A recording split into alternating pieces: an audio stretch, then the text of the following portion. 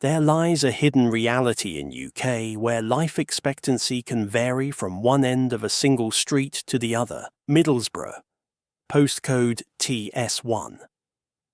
This neighbourhood has witnessed child poverty levels soar past 50%, making it one of the toughest places to grow up in modern Britain.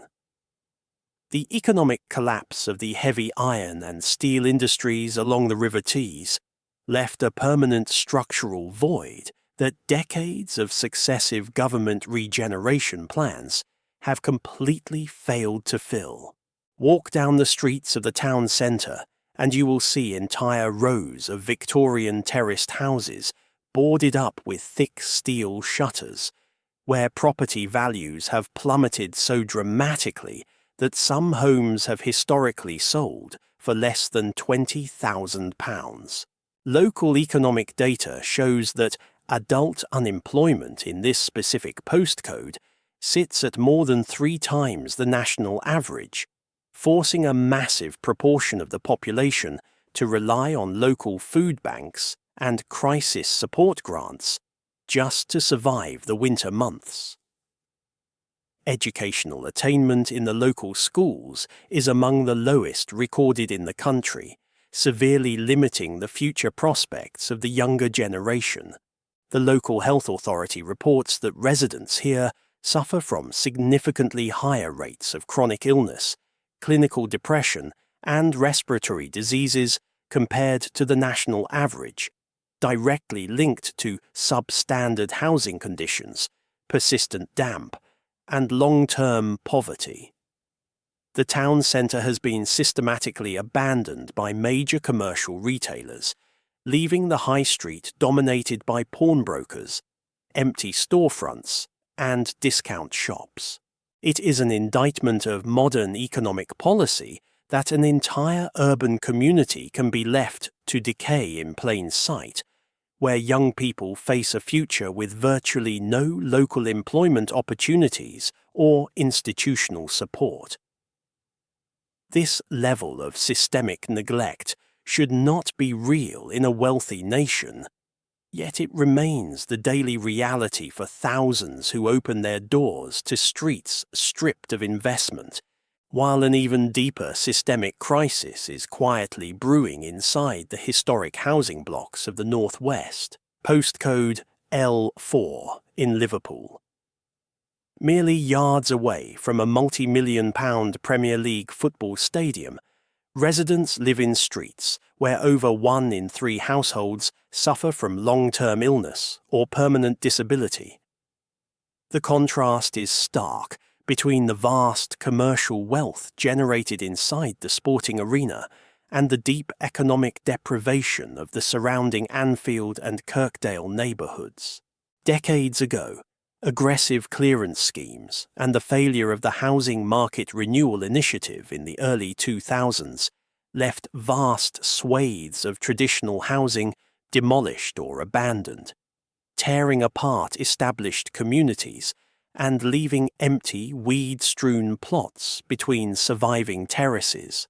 Government statistics show that average household income in this postcode is among the lowest in the United Kingdom, with a massive proportion of the population completely locked out of the modern job market due to a lack of regional industrial investment and systemic educational underfunding.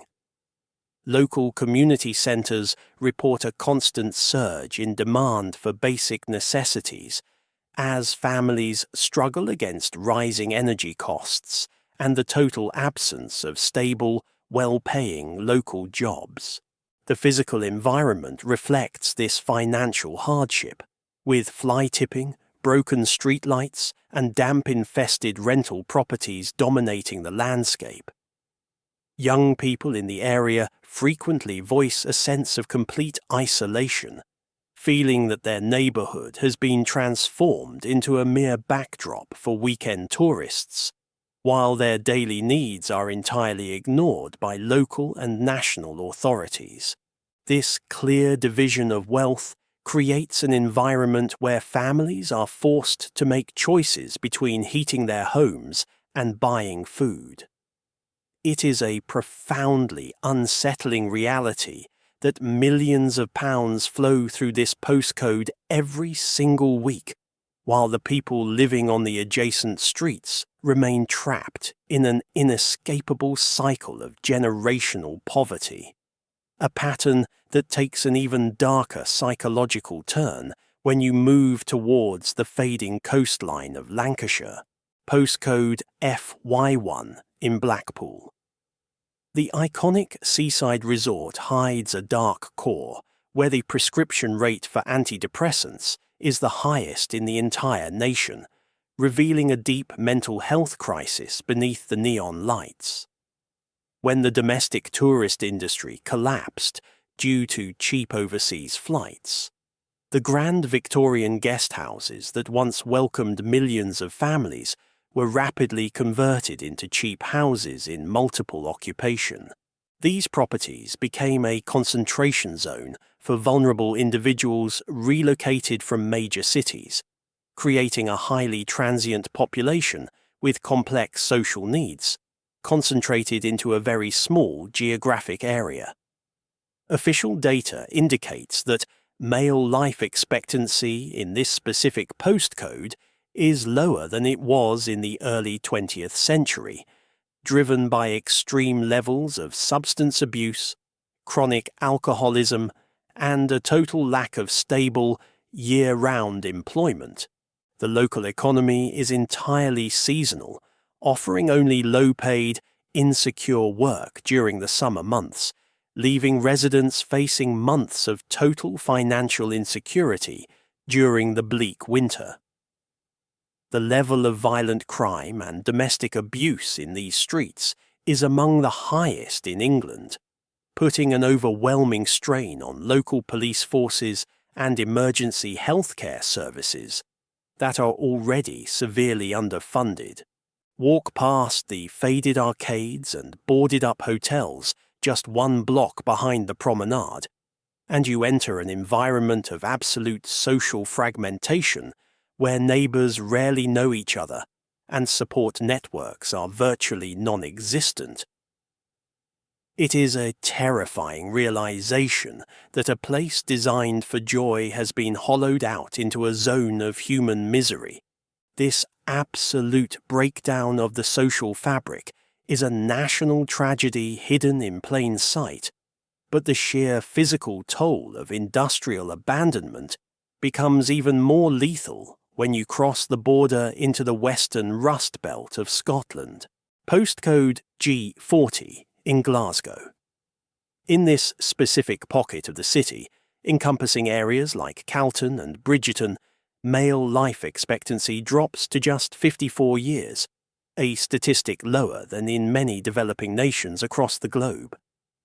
This phenomenon, heavily studied by epidemiologists as the Glasgow effect, cannot be explained by poverty alone. It is the result of deep, multi-generational trauma caused by the rapid and total deindustrialization of the River Clyde. When the shipyards, steelworks, and textile mills closed, they took with them not just jobs, but the entire social and economic structure of the community, leaving behind a legacy of poor health, heavy smoking, and fatal cardiovascular disease. Today, the area suffers from some of the highest rates of drug-related mortality in the Western world, with synthetic opioids and illicit pharmaceuticals devastating entire family trees across 3 generations. Housing estates built to replace the old tenements have frequently succumbed to damp, structural decay, and poor insulation, exacerbating chronic respiratory conditions among children and the elderly alike. The local landscape is a mix of vacant industrial land, grey concrete blocks, and small corner shops selling cheap, highly processed food, with fresh produce being remarkably difficult to find or afford for the average resident. The level of economic inactivity is staggering, with over 40% of adults classified as permanently sick or unemployed, completely disconnected from the broader economic growth of the modern outer suburbs. It is an absolute horror that in a modern European country, a child born in this postcode is statistically doomed to a life cut short by decades simply because of their birthplace. The crushing weight of this structural violence is absolute. Yet there is one coastal enclave in the south where the physical isolation and total abandonment of infrastructure has created a pocket of deprivation that defies the laws of a modern state. Postcode CO15 in Jaywick, Essex. This coastal village has officially been ranked as the most deprived area in England for multiple consecutive government indices, with more than 60% of working-age residents relying on state benefits to survive. Originally built in the 1930s as a temporary holiday resort for working-class Londoners, the flimsy wooden chalets were never intended for permanent habitation, yet they are now home to thousands of full-time residents who face freezing winters without central heating or adequate insulation.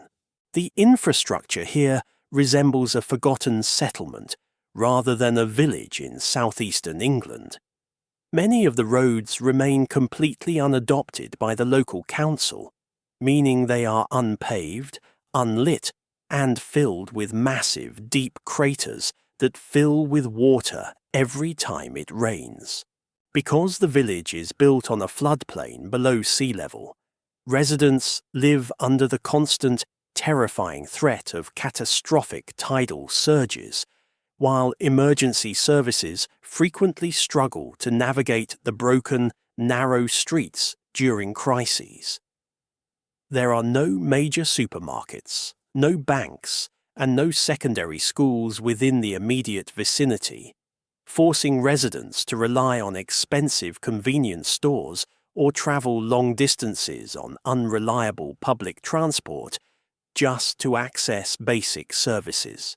The level of structural neglect is so severe that a United Nations Special Rapporteur on extreme poverty explicitly visited the area to investigate the shocking living conditions, which include open drainage issues and widespread housing decay. Walking through these forgotten streets, you are surrounded by rotting timber homes, abandoned vehicles, and a palpable sense of absolute geographical and political abandonment. This is the final, undeniable proof of a two-tier Britain, a place where the state has completely withdrawn, leaving its citizens to survive in conditions that feel entirely disconnected from the modern world, closing the terrible loop of systemic poverty that stretches from the industrial north to the forgotten edges of the southern coast.